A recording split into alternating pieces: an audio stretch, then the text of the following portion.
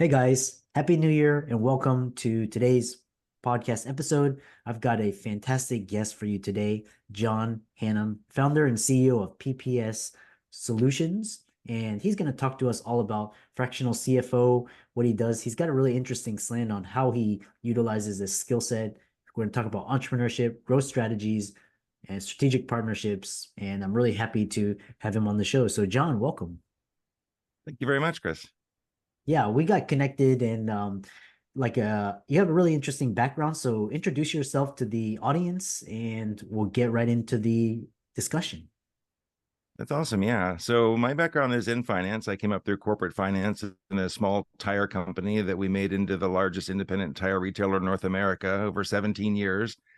So phenomenal business growth and pretty exciting growth for my career. Started there as a staff accountant and ultimately left as a controller of the retail division, which was a larger division. And pretty exciting 17 years. That started my trajectory on being a good CFO, kind of running companies that are high growth and doing something interesting or fun.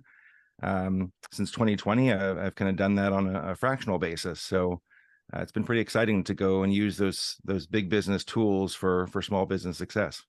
Yeah.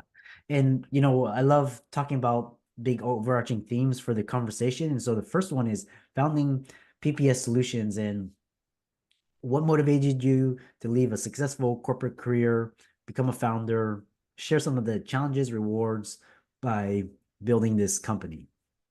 Sure. So I didn't really anticipate becoming a fractional CFO. I always hoped to be kind of a whole CFO back in my corporate career, and ended up taking a company, a private equity company, public in 2018 with a team of people that was pretty exciting. Worked with that company through 2020 and ultimately kind of worked myself out of that position right at the beginning of the pandemic. Decided to take my first full-fledged vacation since my parents hired me at the age of 8. So took a couple weeks off and ultimately decided to kind of shift my life after that. And what I realized by talking to some small business owners that were friends was that they make very silly decisions based on their gut, which is a very entrepreneurial thing to do, but not necessarily what bigger business would do. Some of the things that I saw that my friends doing as entrepreneurs would never have flown with the CFOs in companies I've worked with. So I really thought it's an interesting idea to take this idea of how to run larger companies and kind of fractionalize it, figure out how to help small business make really great financial decisions. Yeah, I love that. And like I said, kudos to you for taking the leap. And most of the entrepreneurs I talk to, they're wanting more or there's something different and they want that challenge, something that really a traditional 9 to 5 cannot fulfill. And which brings us kind of this next question is these growth strategies, and you've been part of companies that have experienced exponential growth. What are some key financial strategies or operational challenges that were most critical in driving this level of growth? Sure. So growth happens in really two ways, and that's organic and inorganic. Mergers and acquisitions are a large part of that. You can find something that's appropriate to put with your company that fits well with the synergies of that company, or geographics of the company. In the tire industry, we were in Florida, and all of a sudden we acquired a company in the Mid-Atlantic, and then another company in the Northeast, and all of a sudden, one that had 36 states worth of stores. So, that was a big portion of that. Also, during that time, we opened a few hundred stores from greenfielding, just as things expanded. So, there's a lot of different strategies that you can use. I think the most important thing, though, is to have that roadmap, right? The whole idea behind having a financial partner that sits beside you. You have a vision, and that vision may or may not have a document behind it, like a business plan. But what's really needed underneath that document is a spreadsheet, and somebody that's figuring out how to accomplish that. And there's no two growth plans that are the same. One company may need to sell more to grow. One company may need to cut expenses because they literally dominate the market in a certain place. So making that roadmap and plan is really part of the fun, right? What is it about your business that makes it unique? How is it possible to grow? And then ultimately, how do we do that, right? What levers do we pull? How do we get more sales? That's a marketing thing, but it certainly touches finance. How do we organize expenses. That's an operations thing, but touches finance. So finance just sits beside the visionary and helps to pull the levers to create that vision. Yeah, I love that. Um, the other question is basically strategic partnerships, and most of the founders and entrepreneurs I've talked to, a lot of my colleagues, they focus on strategic partnerships to help grow and scale. So you offer this partnerships with business leaders, and elaborate on how your approach differs from traditional consulting and how you tailor your services to meet the unique needs of the customers in the business. Sure. And I like the fact that a lot of entrepreneurs have kind of warmed to the idea of knowing what a fractional CFO is. And, part of my mission every day is, when I say fractional CFO, people say, what is that? Um, so I have to explain from the very beginning. The concept is really taking off, and there are a lot of people doing it. I think some well, some not, but those are my opinions. And the kind of the key of that, the strategy of that is that you really need to have that CFO mindset and that CFO experience at your side. So um, to me, a lot of the people in the industry are CPAs that are doing this. They're your tax accountants who have been, who've added that service. And I think tax accounting is great, and tax accounting is really complicated. And I don't do my own taxes because it is so complicated. um, it's not necessarily the skill set of running a business. So to me, it's about that strategic partnership means working with the business. It's not necessarily a consulting role because we're not coming in and saying, here are the 10 things I recommend you do. We're there saying, here are some things we can do together to accomplish that. The way that my firm works is mostly on a subscription model. So, depending on the amount of CFO you would need, you might, pay a smaller fee if you're on the lower side of the effort scale, and a larger fee if you're going to take up a bunch of time. But it really is about having access to that CFO that appears to the outside world as if they are your CFO. But they're also working for other companies, and making sure that they divide their time and make all of those companies successful. Yeah. Yeah, I love that. Um, Kind of moving on into entrepreneurial insights, and you mentioned in your journey that you start working with your parents' businesses, and how did those early experiences shape your understanding of entrepreneurship and influence your approach to finance and operations?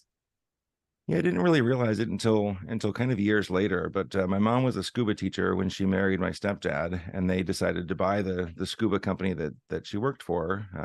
Took on a couple partners, took on that store, and at the end of it, had a few stores in Florida where she was still, going in the water and teaching people how to dive all the time. And my stepdad was running the boat and the cash register. And being the child of an entrepreneur is always, something that you just work, right? That's what you do. Vacations are around scuba, everything. I've seen a lot of islands, I've seen a lot of beaches, but always, kind of working. So to me, it kind of set the idea of the entrepreneurship is a lot of work. And, people have this dream and this vision of what they want, but, it takes a lot to accomplish that. So, honestly, it's why I didn't want to be an entrepreneur in the beginning. I decided I was going to go into corporate and get a nice paycheck every couple weeks, and great bonuses for doing things that were interesting and profitable. So I kind of came into my own entrepreneurship kicking and screaming, but it really worked out perfectly because it's exactly what I should do. It's exactly what I was meant to do. And I get to bring this kind of experience to people where it really matters, right? If we in a small business, we're not trying to get the CEO a third vacation home. We're trying to actually do something interesting to get the kids' college fund right, and to maximize value when they cash out or give that business to their children. Or there's a lot of stuff that's really rewarding in a much better way. So I thank my parents for starting that entrepreneurial idea, but it took a long time for me to realize that that's what I wanted to do.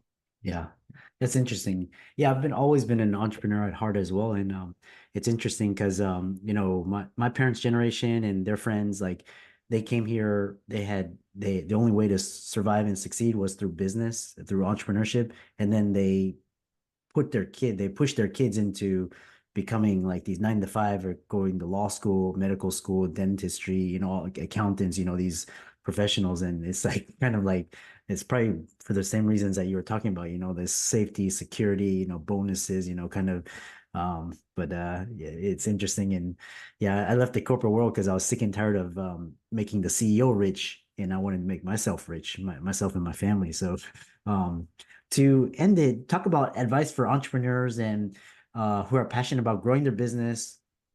They may feel overwhelmed by, everything. What advice do you give them, and how can PPS help them achieve their goals? Sure. I mean, so the entrepreneurs that I've dealt with and what I've seen in people that I know are that they literally feel they have to wear every hat, right? Unless they can afford, somebody that specializes in that particular area, they just put on all the hats and have to wear all the hats. And my message is that that's not necessary, right? You've had chief marketing people on a fractional basis on your show. You've had other people that are, you wouldn't try and be your own lawyer. So why try and be your own CFO?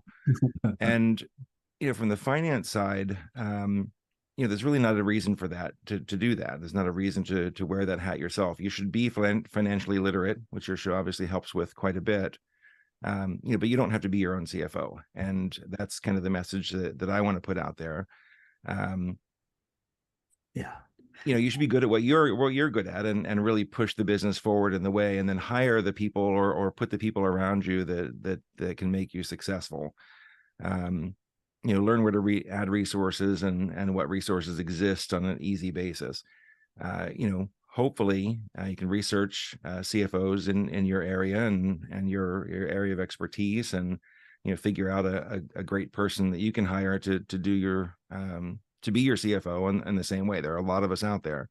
I'd of course recommend myself, but really kind of finding somebody that you vibe with and that's in your industry and understands your what you do. I can still, 15 years out of the tire industry, look at a tire profit and loss statement and tell you exactly what's wrong with each and every every line on that statement. So, kind of building somebody that has your industry experience is key. So, and I would say that finding that finding that person early in your entrepreneurial journey and putting them in is going to benefit you. Having that person sitting by you, making the roadmap every year is going to make a much more valuable business at the end of your tenure than it would without that, right? You don't want to bring in somebody at the very end of, I want to sell in 12 months and the books are a mess and the company is tanked in sales and all the negatives. Really, if you have that CFO the whole time, you're growing every year, you're mitigating risk, you're doing all the things that you should to maximize the value of your business. To me, that's a huge win. Yeah. Yeah. Like I said, I used to do my own taxes, and then once they got so complicated, it's easier just to you save so much time, and also keep yourself out of trouble. Hire good accountants and legit accountants, and have a good team, lawyers, all of that. How can people find out more about you? Well, my website is PPS Finance. The PPS is for People Process Systems because it's what I really believe in. I don't believe you can have any successful business without the right people, the right process, and the right systems in that order. So ppsfinance.com. My email is John, John, at ppsfinance.com. Yeah, that's pretty easy. Yeah.